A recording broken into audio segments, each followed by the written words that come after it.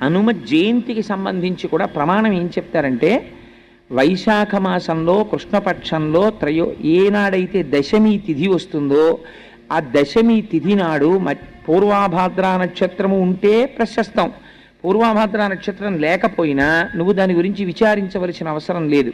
దశమి తిథి నాడు హనుమత్ జయంతి చేయవచ్చు. అయితే హనుమత్ జయంతి చేయడానికి యథార్థానికి ఒక ప్రధానమైన లక్షణం చెప్పారు. హనుమత్ జయంతి చేసేటప్పుడు పరివారముతో కూడినటువంటి హనుమని పూజ చెయ్యాలి.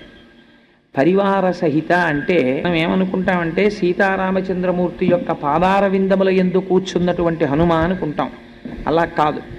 ఆయనకి సుషేనుడు అని ఒక వానరము ఛత్రము పడతారు. ఆ సుషేనుడు ఛత్రము పట్టినటువంటి మూర్తిని మీరు మంత్రము చేత ఆవాహన చెయ్యాలి హనుమత్ జయంతి నాడు. అలాగే మైందుడు ద్వివిధుడు అని ఇద్దరు ఉంటారు. ఆ మైంద ద్వివిధుడు